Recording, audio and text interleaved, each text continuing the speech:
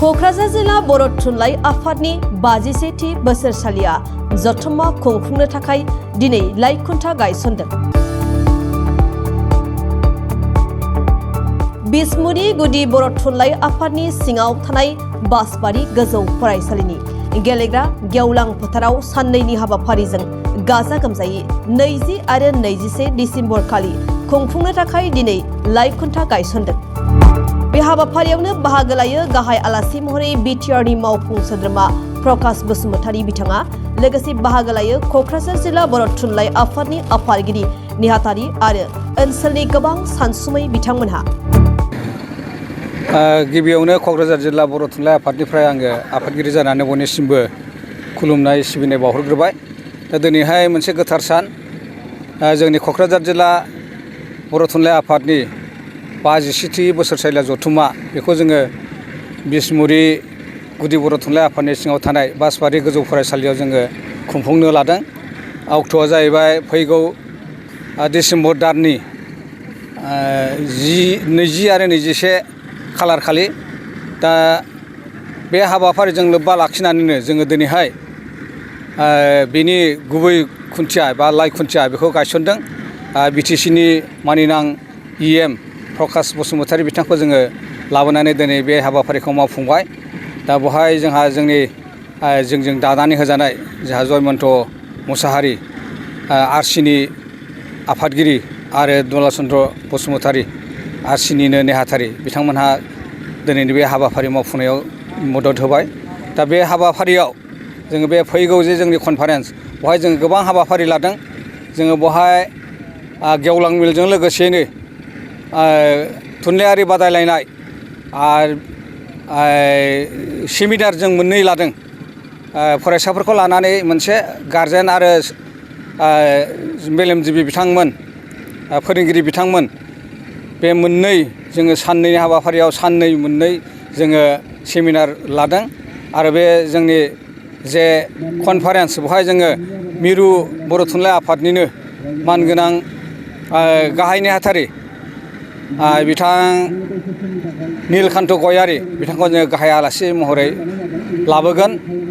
बिथाङा जोंनो कनसेन्ट होखाबाय आरो लोगोसे मेल बेखेवगिरि हिसाबै जोङो बे ओनसोलनिनो जोंनि 30 नं क'क्राझार सानजा बियाबनि MLA लरेन्स इस्लारि बिथांखौबो जों लाबोगोन। आरो बिटिसिनि सोलोंथाइनि EM रबिराम नार्जारि बिथाङाबो फैनो जोंनो कनसेन्टखौ हरखाबाय। जों बिथांमोनखौ लानानै जोङो बे हाबाफारिखौ मोजाङै मोजां खुंफुंलांनो जों सानदों। आरो जोंहा मोनसे गिदिरथार हाबाफारि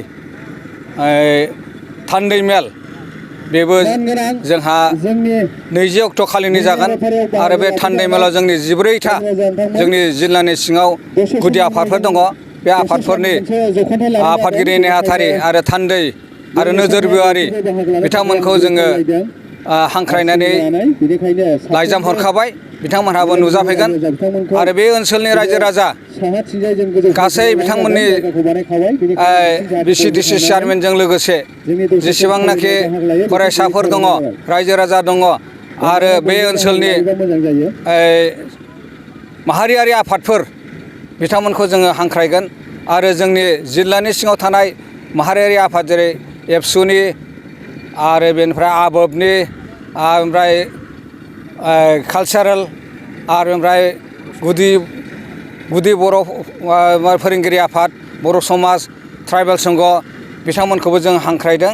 बिथांमोनखौ लानानै जोङो मोनसे गिदिरथार जोङो हाबाफारि खुंनो सानदों। आरो बे कनफारेन्सआ जोंना बे मोनसे टार्मिनेटिं सेसन, जोंनि बे दा सोलिबाय थानाय जे आफाद, जोंनि जिल्लानि आफाद, बेयो बेवहाय जोङो बेवहायनो जोबहैगोन आरो गोदानै जों दाफुंनानै लागोन। मिजिंथिदों जोंनि बे ओनसोलनि रायजो राजाजों लोगोसे जोंनि जिल्लानि सिङाव थानाय गासै रायजो राजा बिथांमोन, थुनलाइ सिबियारि बिथांमोन, सोलोंथाइखौ मोजां मोनग्रा बिथांमोन, हारि मोजां मोनग्रा बिथांमोन, गासैबो बेवहाय लैहोर फैनानै जोंनि बे जानो गोनां जे कनफारेन्स, बेखौ गाजा गोमजायै जाफुंहोगोन। बेखौ आङो बयनावबो खावलायदों, जाहाथे बयबो जोंखौ मदद होयो। आरो आरसिनि जे मावथि बिथांमोन, आफादगिरि नेहाथारिजों लोगोसे गासैबो जाहाथे गोसो मोदोम होनानै बे हाबाफारिखौ खुंफुंनायाव मदद होयो आं बेखौनो मिजिंथिनानै दिनैहाय बे आंनि फंनैसो बाथ्रा बुंनायखौ एसेयावनो फोजोबबाय गोजोन्थों। नोंथांमोना गोब्राब नाजासेयावबो जेरावबो जाफुंसारनो हायाखै नामा? जानांदों नामा गुबुन गुबुन रोखोमनि जेंनाजों मोगा-मोगि? जुदि जेरावबो जाफुंसाराखैब्ला आरो बायदि जेंनाजों मोगा-मोगि जानांदों अब्ला बेफोरनिफ्राय जेंना बोस्रांनायनि राहाखौ लादो। मायांनिफ्राय सोलोंथाइ लानाय मुंदांखा तान्त्रिक आरबाज कबिराजआ नोंथांमोननि बेफोर जेंनाखौ बोस्रांनानै होगोन।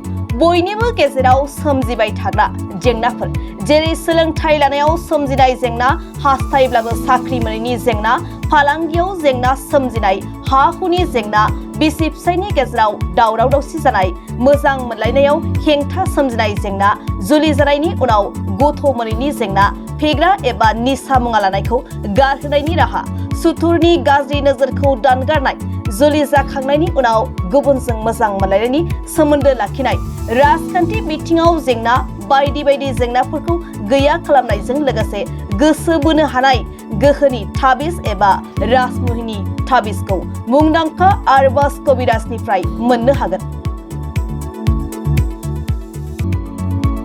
अब्ला मानोथो गोबाव खालामनो? नोंथांनि जेंनाखौ गैया खालामनो थाखाय 7908887945 मबाइल नम्बराव फोनांजाब खालामदो आरो आरबाज कबिराजनिफ्राय सुबुरुन लादो।